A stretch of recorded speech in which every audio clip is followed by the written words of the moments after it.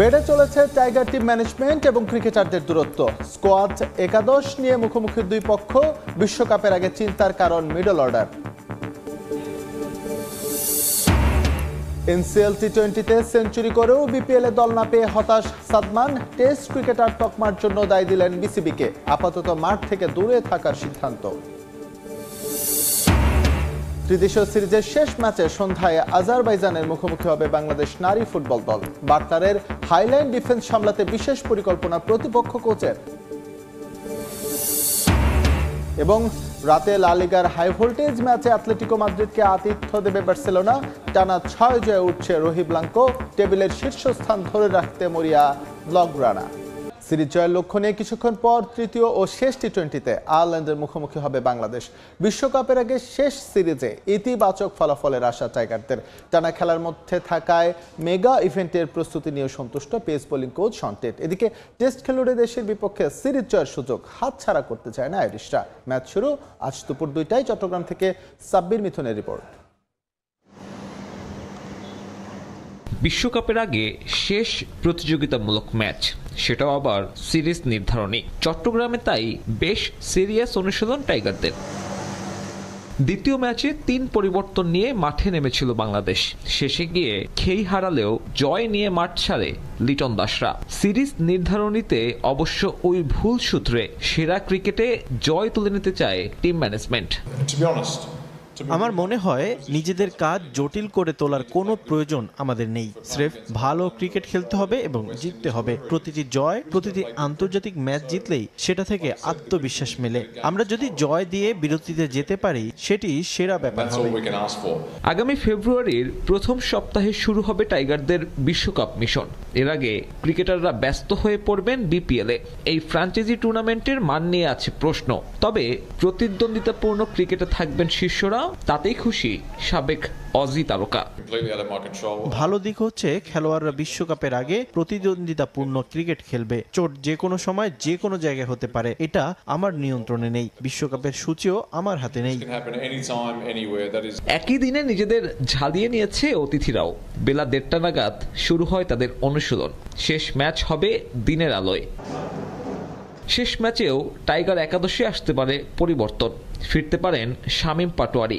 অভিষেকের অপেক্ষা রেখেই শেষ হবে মাহিদুল ইসলাম অঙ্কনের চট্টগ্রাম সফর। সাব্বির মিথুন, সময় সংবাদ, চট্টগ্রাম। টি-20 বিশ্বকাপের আগে নিজেদের শেষ সিরিজের শেষ ম্যাচে এসেও টিম কম্বিনেশন খুঁজে বেড়াচ্ছে বাংলাদেশ। ম্যানেজমেন্টের সঙ্গে ক্রিকেটারদের দূরত্ব এখন ওপেন সিক্রেট। শামীমের বদলে অঙ্কনকে স্কোয়াডে নেওয়া হলেও 2 ম্যাচ কেন খেলানো হয়নি তা জানেন না শন টেট। এখন আবার শামীমকে ফিরে আনা হলেও তার জায়গা হবে কিনা সেটা নিয়েও আছে প্রশ্ন। তৃতীয় ম্যাচে বাংলাদেশ দলের একাদশ এবং নানা অজানা প্রশ্নের উত্তর খুঁজেছেন সাব্বির মিথুন। আয়ারল্যান্ডের জন্য এই বাংলাদেশ সফরটা শেষের দিকে এসে বেশ ভালোই হচ্ছে। টেস্টে তারা ন্যূনতম প্রতিদ্বন্দ্বিতা করতে না পারলেও টি-20-তে বাংলাদেশ দলকে যে কঠিন সময় উপহার দিচ্ছে সেটা আসলে সিরিজের স্কোর লাইন দেখে বোঝার উপায় নেই। দ্বিতীয় ম্যাচেও বাংলাদেশ ভালো ক্রিকেটটা খেলতে পারেননি। লিটন কুমার দাস 50 করছেন ঠিকই, তবে মিডল অর্ডারের যে চিন্তা, সেই চিন্তা এখনও ভোগাচ্ছে টিম ম্যানেজমেন্টকে। প্রথমে জাকের, এরপরে নুরুল হাসান সোহান, তবে এখনও ওই মিডল অর্ডারের দায়িত্ব কে নেবে সে উত্তরটা খুঁজে পায়নি টিম ম্যানেজমেন্ট। তৃতীয় ম্যাচেও পরীক্ষা নিরীক্ষার সুযোগ রয়েছে। পরীক্ষা নিরীক্ষার জন্যই হয়তো শামীম পাটোয়ারিকে আবারও দলে ডাকলেন প্রধান নির্বাচক। যদিও সে আসলে সুযোগ পাবে কিনা সেটা একটা বড় প্রশ্ন। শন টেটকেও একই কথা জিজ্ঞেস করা হয়েছিল সংবাদ সম্মেলনে, যদিও বা পেস বোলিং কোচ বলটা ঠেলে দিয়েছেন নির্বাচকদের কোর্টে। You'll have to ask the selectors that question. No, about the 11 selection. You'll have to ask the selectors, mate. Yeah, sorry. If I knew, I could say something. It's not my job. Team ম্যানেজমেন্টের সঙ্গে coaching staff বা ক্রিকেটারদের যে দূরত্ব, সেটা কিন্তু এই সিরিজের আগে থেকেই টের পাওয়া যাচ্ছিল। প্রথমে লিটন কুমার দাস, এরপর তাওহিদ হৃদয় কিংবা শেখ মাহেদিরাও অভিযোগ করেছেন তাদের ব্যাটিং পজিশন কিংবা স্কোয়াডে থাকা ক্রিকেটারদের নিয়ে। এখন এই শেষ ম্যাচে এসে শন টেট যতই বলুক যে ভালো প্রস্তুতি হয়েছে বাংলাদেশের, বাংলাদেশ আসলেই কি স্বস্তি নিয়ে এই সিরিজটা শেষ করতে পারবে কিনা সেটাই এখন বড় প্রশ্ন। সংবাদ সম্মেলনে শন টেট বলেছেন, বিপিএল এর মাঝে ক্রিকেটাররা টি-20-র ব্যস্ততায় থাকার কারণে তাদের জন্য প্রস্তুতিটা ভালো হবে। তবে সবথেকে বড় প্রশ্ন, আন্তর্জাতিক ক্রিকেটের সঙ্গে বিপিএল কিংবা ঘরোয়া ক্রিকেটের যে দূরত্ব, সেই দূরত্ব ঘুচিয়ে ক্রিকেটাররা ঠিকঠাক পারফর্ম করতে পারবেন কিনা বিশ্বকাপে। কারণ সবশেষ বিপিএলেও নাইম শেখ যেভাবে পারফরমেন্স করেছেন, তাতে নাইম শেখের উপরে যে একটা প্রত্যাশার ভার ছিল, সেই প্রত্যাশার ভার কিন্তু নাইম শেখ আন্তর্জাতিক সার্কিটে এসে পূরণ করতে ব্যর্থ হয়েছেন। এখন অন্যান্য ক্রিকেটারকেও আসলে যখন এই ডোমেস্টিক কিংবা বিপিএল এ পারফরমেন্সের মাধ্যমে বিচার করা হবে, তারা কিন্তু সেই অতীতের মতনই আন্তর্জাতিক সার্কিটে গিয়ে আরও একবার ব্যর্থ হবে বাংলাদেশের বিশ্বকাপ মিশনও।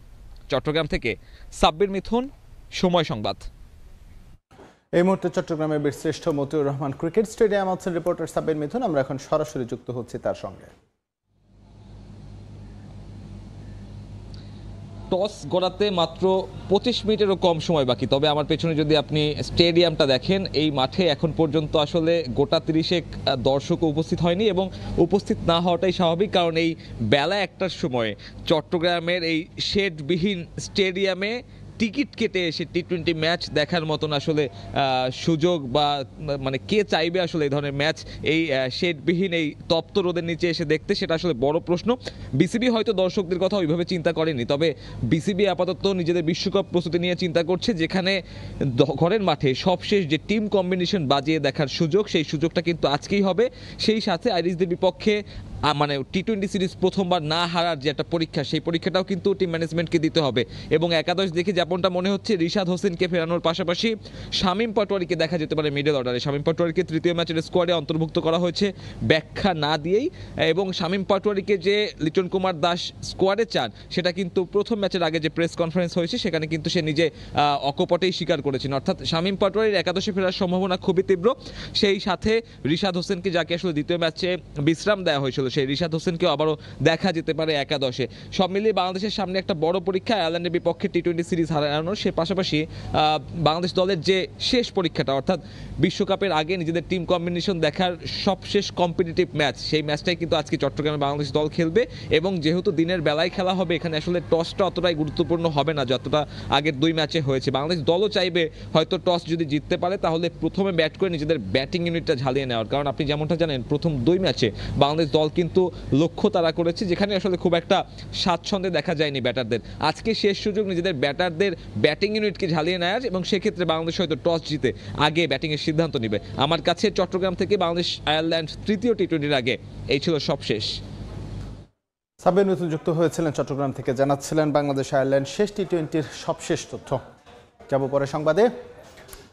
ডিপিএলে 400+ রান, সবশেষ এনসিএল টি-20-র প্রথম সেঞ্চুরিয়ান। 165 স্ট্রাইক রেটে শর্টার ফরম্যাটে ক্যারিয়ারের প্রথম শতক তুলেও বিপিএল এর ফ্র্যাঞ্চাইজগুলোর নজর কাটতে ব্যর্থ সাদমান ইসলাম। বাঁহাতি ওপেনারের এবারও খেলা হচ্ছে না বাংলাদেশ প্রিমিয়ার লিগে। সবকিছু নিয়ে এখন তার বড্ড অভিমান। নামের পাশে নেই ক্রিকেটারের তকমা, নামের পাশে টেস্ট ক্রিকেটারের তকমা জুড়ে দেয় সাদমান কাঠগড়ায় দাঁড় করাচ্ছে বিসিবিকে।